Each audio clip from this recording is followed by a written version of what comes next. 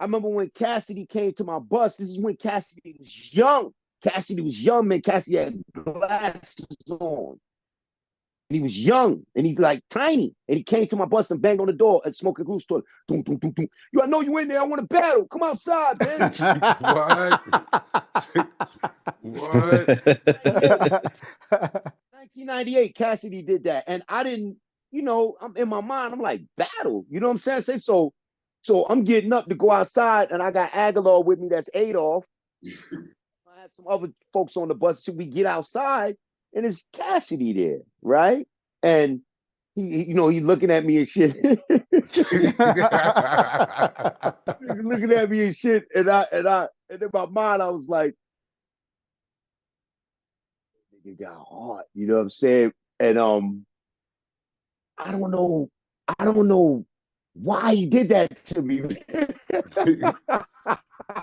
I just don't know why. Like, it made more sense than it would have been somebody brolic like a Freddie Fox or something, But it was Cassidy, man. So when I came outside and I seen him, I said to myself, you know what? I'm not going to do that because, you know what I'm saying? Shorty was by himself. Cass was by himself too. And I was like, oh hell no, I'm not doing that, man, because he got a mother and a father or a mother. Somebody is waiting for him to come home. He probably not even supposed to be there. You know what I'm trying to say? And so I just looking at him and I'm trying to think of how to back out that door facing front.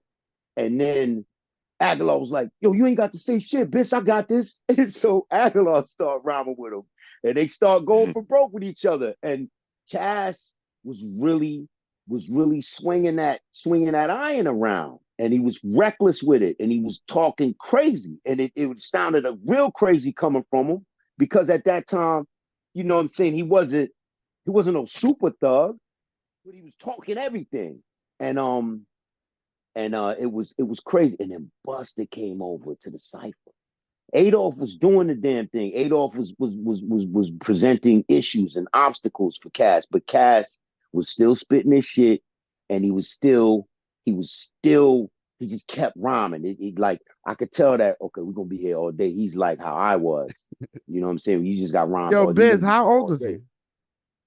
Cassidy had to have been about 15, 16 years old. He wasn't an adult. He wasn't no adult. There's no way.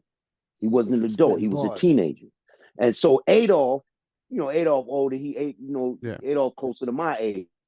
So Aguilar is rhyming, and he like getting at Cassidy with simple rhymes. Cass was coming with crazy shit, and Adolf was like, yo, oh shit, I got shell toes now. It's like, yeah, it was a face you. Doomsday, I came out the bus to face you. So take off my shoes and lace you. Everybody's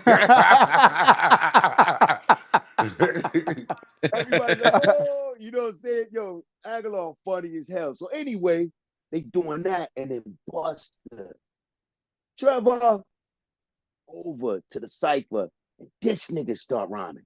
This the great, right? Start saying some shit. And with that, that's what I mean about, remember, man, no cameras, no do this for the YouTube, no league or nothing like that. Buster just came over and did that. So all of us, it was a good, clean break when Buster did that. Because when he did it, he was basically, we all got what we wanted. Like, this nigga Cash come bang on my tour bus door. You know what I'm trying to on my window. Boom, boom, boom, boom. I go outside. Aguilar get at him. He's serving Aguilar back. Aguilar serving him. And then Buster came over there. I didn't have to say nothing. Buster came over there, and Buster like tore that joint down real quick. So what you mean he shut Cassidy down? Yeah, let's say what it is. No.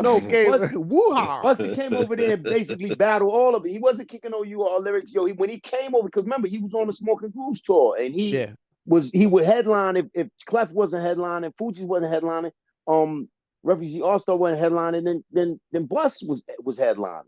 And if it wasn't him, it was Fat Joe and Terror Squad. So, and then if it wasn't him, it was like PE. Like sometimes we took turns. But and then I wasn't headlining, I was just there because Clef, right? But when Bus came over, Buster was like getting at all of us. you feel me? Like he came over to the cipher and it was a circle already, it was a cipher. I won't call it battling. It wasn't battling the way that they battle now. What they do now is different. Yeah, Cassidy just It's had the writtens DNA and is Law had writtens, and they was going they writtens back and forth. And Cassidy fucking remember all the rhymes, and he had mad rhymes. Aguilar had no writtens. Aguilar Off didn't the do head? writtens. I don't know how well you know him. That's how he is. Yeah. That's how he is. Like he, you know, he's off the chain when he's off the chain. Yeah. Cassidy has some writtens, but Cassidy was going for broke too with other things because when he said take off your boots and lace it, Cass started grabbing shit from out the air because he had to because Aguilar Yeah. was going crazy. But That's dope. they was doing the damn thing, and then Buster came over and he let us all have it, right? And that to me, like when you talk about marketability, and as a DJ, when you talk about artists that have packages, like he was like the only artist that had a package like that, man. In at that time that was like that. He could jump rope in every single arena. That's why he was on the remixes. But then he still touched the mixtape. You know what I'm saying? But then he could still go, you know, he's doing, you know, like a record with, you know, him on Mariah, or he's doing, you know, he was all over the place. You know, Flavor in Your Ear, he was everywhere. So of course I couldn't be that, man. Of course I couldn't be that. Like there was no way. You know what I'm trying to say? And you know what? We shouldn't have to all have that type of marketability. At least not back then. Now you need that. You need to be able to jump rope everywhere. But back then, we should have had a little bit more time to cultivate our era. Like our era didn't get like long, man. We didn't get much time. And even though we got maybe we got more time than our OGs. Cause maybe not, right? Like if they started in 80, you know, when did Dougie Fresh and Slick Rick Run DMC, which is 82, 83, 84. Dougie When Fresh and was it? Slick Rick, that was 85. That was before my time, so yeah. Yeah, that was like 84, 85. Yeah, I think Run DMC 85. came out in like 1984, 85. All right, so I'm 10 years old. So from 85, let's give them 84 because they was rocking before that. They just wasn't on the TV where you could see them on either BT, because there was no BT in 85. It was only MTV. Yeah, Run DMC. Video music Yeah, box, nigga. Run, Rock and Run Daddy. DMC is a little bit Now that's earlier. New York. That's New York. If you were in Miami, you didn't get anything. Yeah. You got the box in Miami. Remember the box? Yeah. Yeah. I didn't get to the box. Watch no box, man. That was cable TV, and we didn't have no cable. We still had black and white. I think we had the box too. I think you used to call up that shit and say what you want to box. That shit was like that shit was channel 25 or 23 or some shit in New York. We used to watch the box. You had to find it. Yeah, you had to find it. That shit was on. My Jamaican grandmother, man, used to whoop me for trying to play hip hop music on her little her stereo, her Emerson stereo set, bro. Like that just wasn't happening. You know what I'm trying to say? And most people didn't have it. You know what I'm saying? So, and shout out to Ralph McDaniels too, because you're right. Like there was outlets for that.